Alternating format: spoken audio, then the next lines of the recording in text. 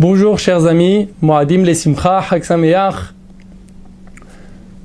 On se trouve le jour de Hosha'ana Rabbah, comme son nom, un grand jour, comme son nom l'indique, Hosha'ana Rabbah. Un jour, on demande d'être sauvé beaucoup de fois, demande le Midrash pourquoi, de quoi on parle. Hachem a dit aux Bnei Israël, aux enfants d'Israël, si vous arrivez à avoir le pardon durant les 40 jours, depuis le mois de Elul, le début du mois de Elul, avec Rosh Hashanah, avec les 10 jours de pénitence, avec le jour de Kippour, eh ben, ça sera bien, c'est bon, vous serez sauvés ainsi. Et sinon, vous irez le jour de Hosha'ana Rabbah, le dernier jour des fêtes de Sukkot, le jour de Hosha'ana Rabbah, le jour où on peut atteindre le pardon des fautes. C'est un jour donc on peut être encore de multiplier, on peut être sauvé de nombreuses fois. C'est ce jour-là, c'est le rattrapage de Kippour. C'est-à-dire que dans un certain sens, ce jour-là, il peut être un peu plus fort même que Kippour. Que celui qui n'a pas eu le jour de Kippour, il peut se rattraper à ce moment-là, c'est encore plus fort. Il y a une possibilité, quelqu'un qui n'a pas réussi à arranger le jour de Kippour, il peut arranger le jour de Hosha'ana Rabbah. À part ça, le jour de Hosha'ana Rabbah, c'est le jour où les verdicts, la fin des verdicts qui ont été tranchés, qui sont tranchés, c'est maintenant le soir de Hosha'ana Rabbah, le jour de Hosha'ana Rabbah. Rabbi Raphaël Baruch Toledano, Zecher Tzadik Livracha, il écrit dans son recueil qu'il faut multiplier la tzedaka ce jour-là. En général, toutes les bonnes actions. Et la tzedaka, par la tzedaka, on sait que ça peut amener le pardon, ça amène le pardon des fautes, ça enlève les mauvais décrets. Donc on se trouve dans un jour qui est plein de Kedusha, un jour plein de sainteté. Il faut essayer de comprendre c'est quoi notre travail, comment on peut... Donc c'est le travail de Kippour, ça on le comprend, si on doit arriver au pardon des fautes, si on doit arriver à être encore plus proche d'Hachem. Mais en quoi particulièrement ce jour-là, qu'est-ce qu'on peut trouver ce jour-là et encore le jour de Shmini Atzeret, Simchat Torah, qui arrive les derniers jours de la fête de Sukkot. Comment on peut réussir à s'attacher à Kadosh Baruch Hu avec ces jours-là et voir aussi bien sûr comment toute l'année on pourra réussir, Bezrat Hashem, à s'attacher, car en réalité, il est écrit que pourquoi Hashem, la fête de Pessah dure 7 jours, et la fête de Sukkot dure 8 jours. Pourquoi un jour en plus? Il est écrit que à Kadosh Baruch Hu, Hashem, il a dit, c'est difficile pour moi que vous vous séparez de moi. Caché alay pridatrem, j'ai du mal que vous vous séparez de moi, alors que les enfants d'Israël ont été attachés à Kadosh Baruch Hu, on a eu le mérite d'être proche d'Hachem pendant plus de 50 jours, depuis le début du mois de Elul, particulièrement, toujours il faut être proche et attaché à Hachem, mais particulièrement depuis le début du mois de Elul, après donc le mois qui précède le jour les fêtes de Rosh Hashanah, puis Rosh Hashanah, puis après les 10 jours de pénitence qui ont fini par le jour de Kippour, et après la fête de Sukkot, qui est une fête où on est en proximité avec Kadosh Baruch Hu, quand on se trouve dans la Soukha. C'est-à-dire qu'on se met entièrement sous la protection d'Hachem. On sait qu'on est sous la main d'Hachem.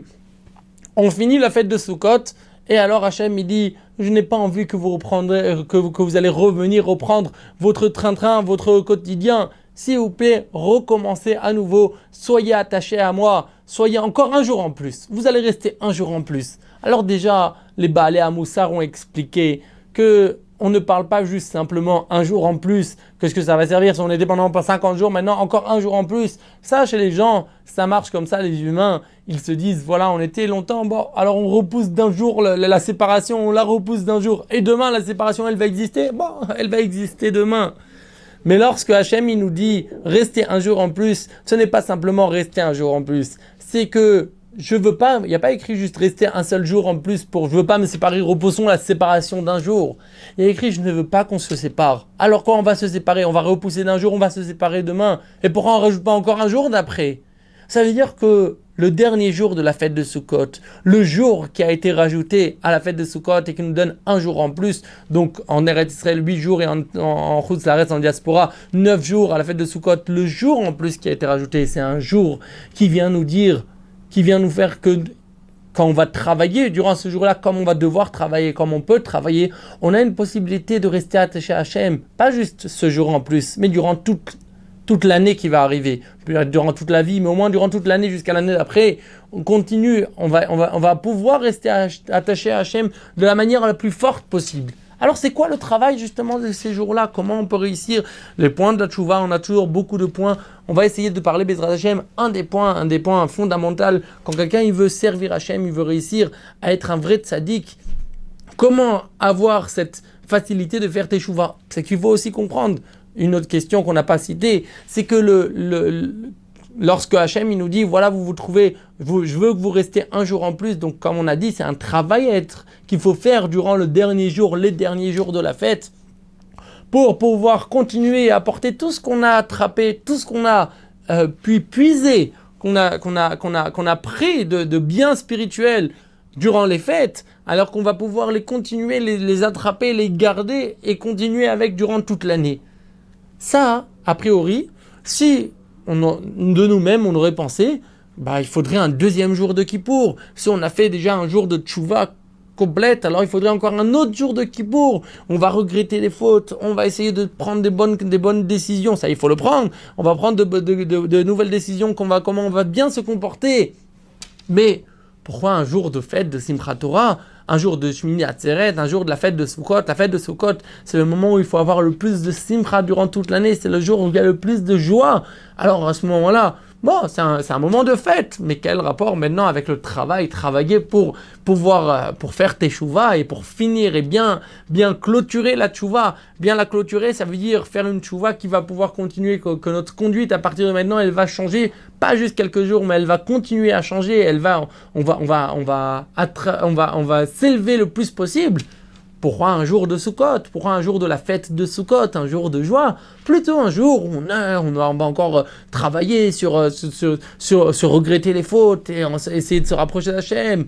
Mais quel rapport maintenant un jour de Simcha? Alors en réalité, là, il y a, on peut dire une petite erreur, mais c'est une petite erreur c'est une grande erreur. C'est une petite erreur qui change entièrement, qui nous fait tromper et qui nous empêche de servir Hachem de la manière la plus forte et de la meilleure façon possible. Pourquoi? Car nous on sert à Kadosh Baruch Hu. On essaye de servir Hachem et on veut servir Hachem. Le Yetzer Hara, il nous fait tromper et il nous fait croire que Teshuvah, c'est synonyme de tristesse et de difficulté. Et là se trouve l'erreur. La teshuva, c'est vrai qu'une partie de la teshuva, c'est regretter la faute. Il faut savoir regretter la faute. Mais une partie de la teshuva, là, on est en train de parler, une partie de la teshuva, c'est de changer de comportement, changer de conduite. Et changer de comportement, ça ne doit pas être synonyme de difficulté et de souffrance et de labeur Il faut faire des efforts, mais ça ne veut pas dire que ce sont des difficultés. Et on va s'expliquer. Tous les matins, on dit Modéani lefanecha, en se levant, on dit Modéani lefanecha melech hay vekayam shechezarta bi nishmati behemla rabba emunatecha. Je te remercie, on te remercie Hachem, mon Dieu, tu m'as rendu mon âme avec miséricorde.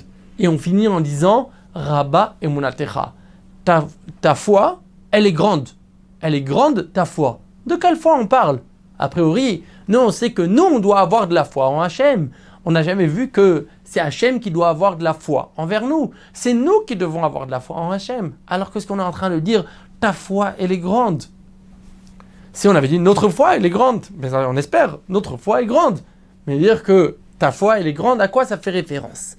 Dire Rav Nissim Yagen, Zerer Tzadik Livracha, lorsque l'âme, toutes les nuits, lorsque quelqu'un va dormir, l'âme, elle monte dans le ciel. Une partie de l'âme monte dans le ciel, puis redescend. Mais lorsque l'âme, elle se trouve dans le ciel et qu'elle n'est pas attachée au corps, qui est plein de désirs qui sont contre la Torah, qui est plein de fautes des fois, alors dans ce cas-là, elle a des difficultés. Elle se trouve dans le ciel, elle ne veut pas revenir. Elle dit à Hachem, Hachem, je ne veux pas revenir, je veux rester ici dans le ciel. Et Hachem lui dit non. Il faut revenir sur terre, dans l'âme de un tel, dans l'âme de un tel ou une telle. Il faut y aller là-bas.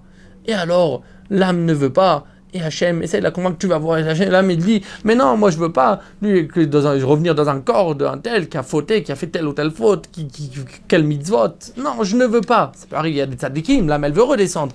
Mais en général, l'âme, elle est beaucoup plus rouhanite, spirituelle que le corps. Et elle ne veut pas descendre. Alors Hachem, il dit, n'aie pas peur. Ton âme, on espère qu'un tel il va changer. C'est vrai qu'il s'est mal comporté hier et avant-hier, mais on espère qu'il va le changer. On espère que demain il va bien se comporter. Le lendemain, même histoire. Donc l'âme, elle redescend, et il n'y a eu aucun changement très souvent. L'âme remonte, et alors Hachem me dit, tu sais quoi? On espère qu'à partir de maintenant, là, le corps d'un tel, il va bien se comporter. Et ainsi de suite. Alors, Baruch Hashem, il y a des tzadikim qui font teshuva et qui changent. Mais il y en a que malheureusement ne changent pas encore, ne changent pas beaucoup, ne changent pas du tout, ça dépend. Et alors, leur âme aussi, Hashem, il dit, tu sais, un tel, j'espère qu'il va changer. Après 1 an, tous les jours. Et tous les jours, non. Encore Hashem, il espère 2 ans, 3 ans, 10 ans, 20 ans. Hashem, il peut toujours encore continuer à espérer. Il a la Emouna, c'est ce qu'on dit à Hachem, on te remercie Hachem, tu nous as rendu notre Neshama, notre âme. Rabba Emunatecha, ta foi elle est grande, heureusement, sinon l'âme, la Neshama n'aurait pas voulu redescendre sur terre. Merci Hachem, grâce à toi tu as confiance en nous.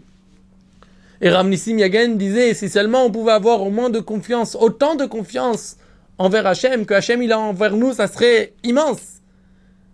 Et j'ai entendu d'un ami, un tzaddik, qui m'a dit, il m'a dit, si seulement on pouvait avoir autant de confiance envers nous-mêmes, autant que Hachem, il a de la confiance envers nous.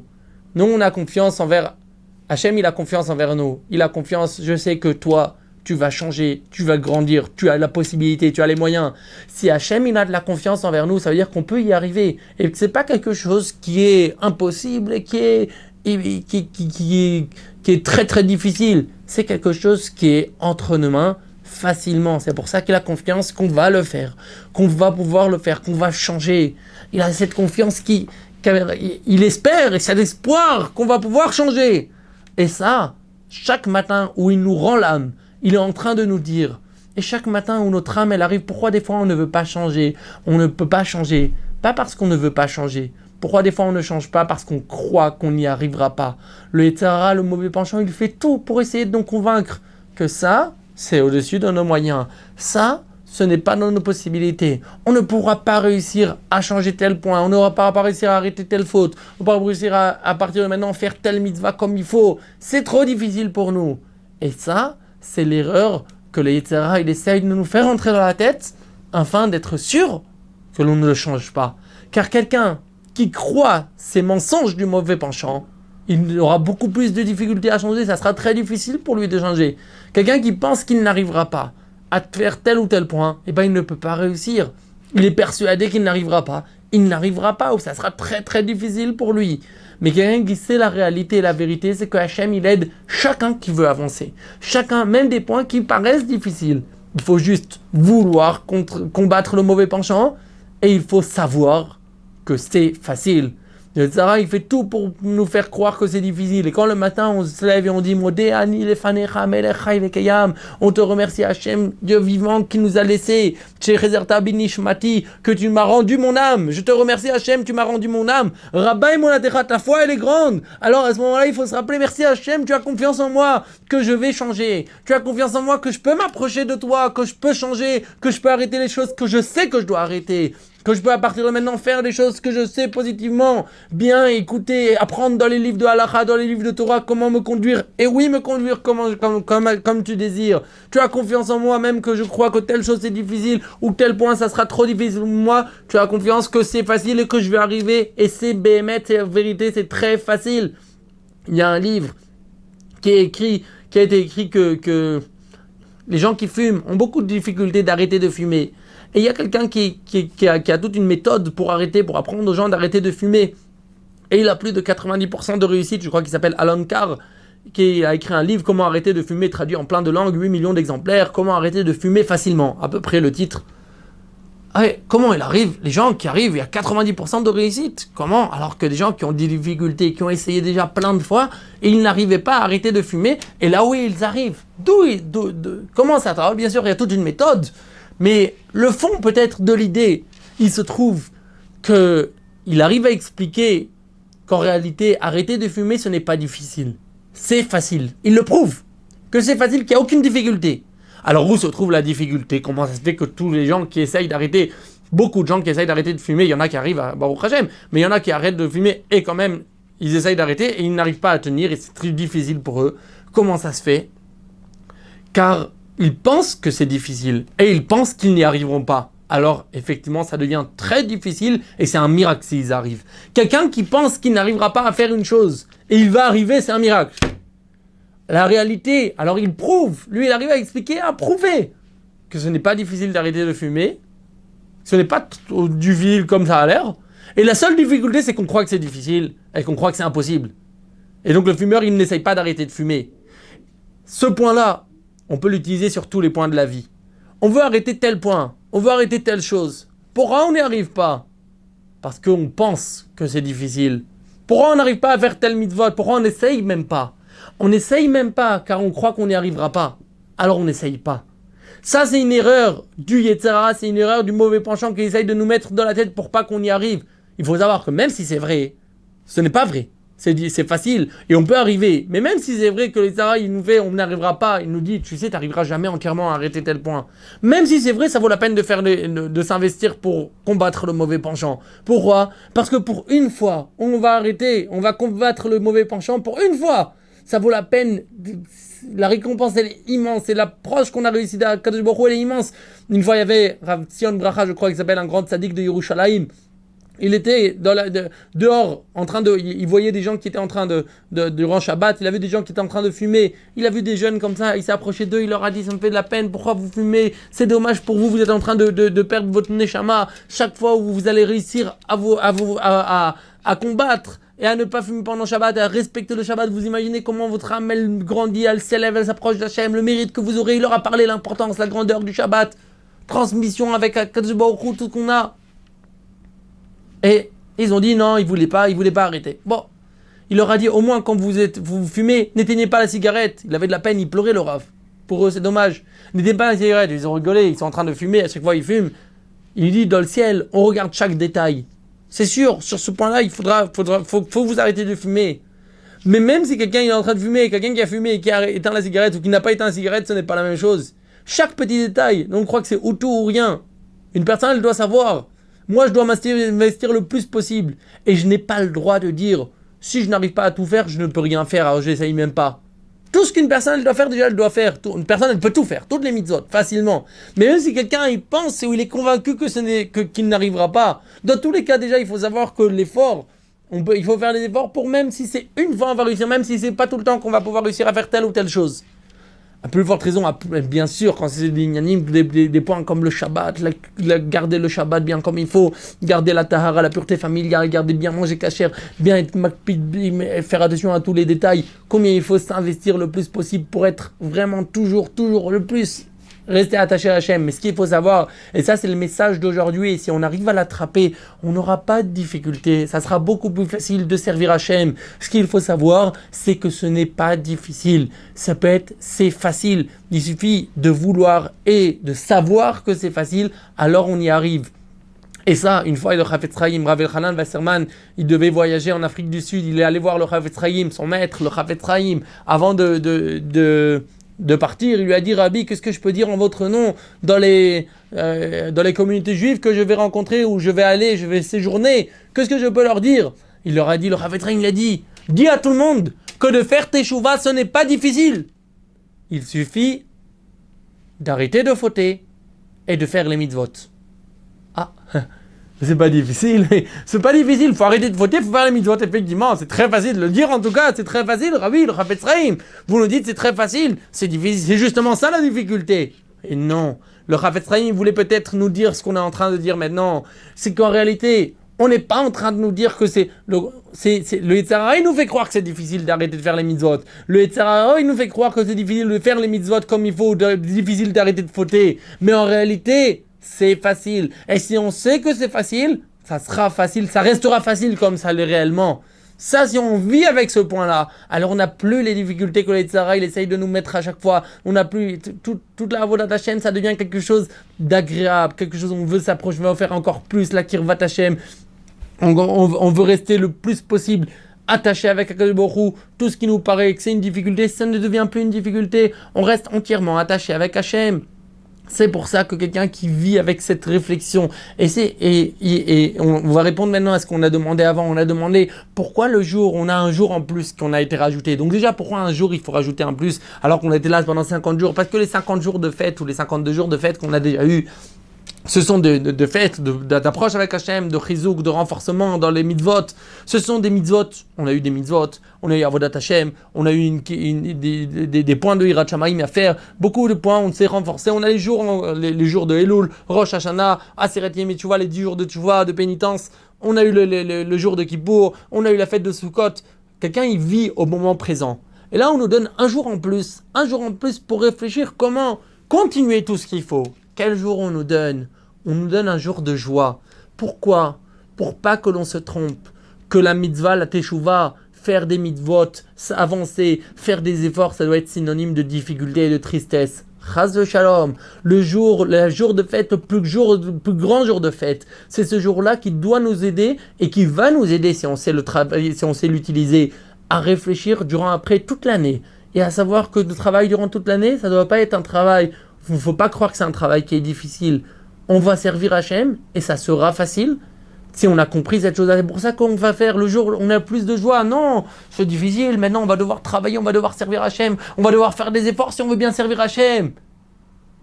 Faire des efforts peut-être, mais avec de la facilité. Quelqu'un, il peut faire des efforts des fois avec la plus grande facilité du monde. Ils peuvent s'investir sans aucune difficulté. C'est quelque chose que c'est facile. Il fait, on peut peut-être pas appeler ça faire des efforts, mais il travaille, il est en train d'agir comme il faut. Ça va être facile. Et c'est facile de servir Hachem. Quelqu'un qui prend cette conscience-là, alors le jour de Simchat Torah, le jour de Shmini Atzeret, ces jours-là, des jours de fête, à partir de Hoshana Rabbah et durant toute l'année aussi. Dès qu'il a une difficulté, il se souvient, la difficulté, c'est quelque chose de momentané.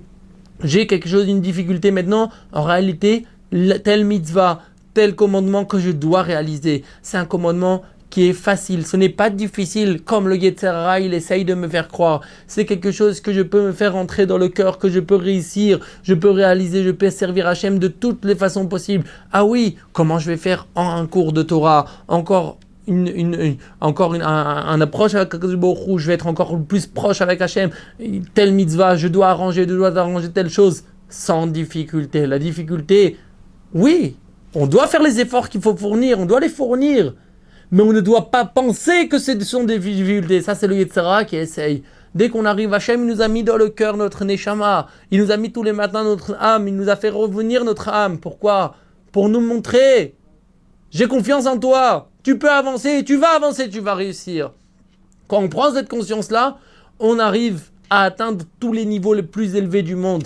Et c'est ce qu'on va, Bezrat Hachem, essayer d'atteindre. Et comme ça, on pourra mériter de voir prochainement le Mashiach, Tzidkenu, avec de la joie, que le Mashiach qu'il vienne et qu'on puisse le recevoir dans la joie, dans la pureté, et qu'on soit pur, entièrement pur et prêt à le recevoir, joyeux. Pas que nous, il faut que tout le monde. J'ai entendu il y a quelques jours Rav Yaakov Hades qui disait qu'il faut dire à la fin du cours que chacun, nous, on a mérité, Baruch Hashem, on a étudié, on comprend, on sait c'est quoi étudier la Torah, on apprend, on a un mérite. Mais il n'y a pas tout le monde qui a ce mérite. Il y a des gens qui ne savent pas c'est quoi l'importance. On connaît quelqu'un, au moins on essaye de convaincre une personne d'écouter un cours de Torah, d'aller écouter, d'aller aussi de participer à des cours de Torah, d'avancer dans la Torah et les mitzvot, au moins d'aller écouter un cours de Torah, de lui dire, de lui faire découvrir là où il peut avoir des cours de Torah. Une personne, si chacun il peut, une personne, comme ça on a diffusé la Torah dans le monde entièrement. On peut faire, c'est le plus beau cadeau qu'on peut donner à quelqu'un.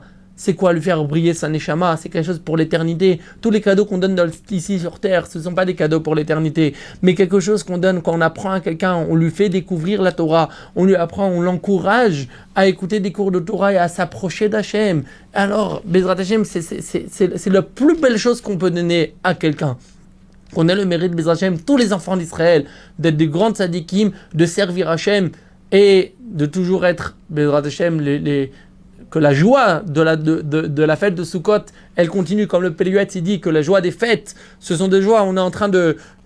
On a de la joie dans notre cœur, on doit travailler sur la joie durant la fête, et grâce à ça, ça continue durant toute l'année, quand on fait les mitzvot après, ou en général, on fait toujours des mitzvot, Bezrat Hachem. Quand on fait les mitzvot, on est comme ça, on fait les mitzvot avec la joie, et en étant attaché avec Akadosh Baruch Hu, qu'on puisse rester toujours des serviteurs d'Hachem dans la joie, avec toutes les brachot, Bezrat Hachem, et qu'on voit prochainement la venue du Mashiach qui amènera le 3e temple, Bezrat Hachem, et qu'on soit toujours attaché à Hachem. Amen ve Amen. Be'atzlacha, Chag Sameach, et à bientôt.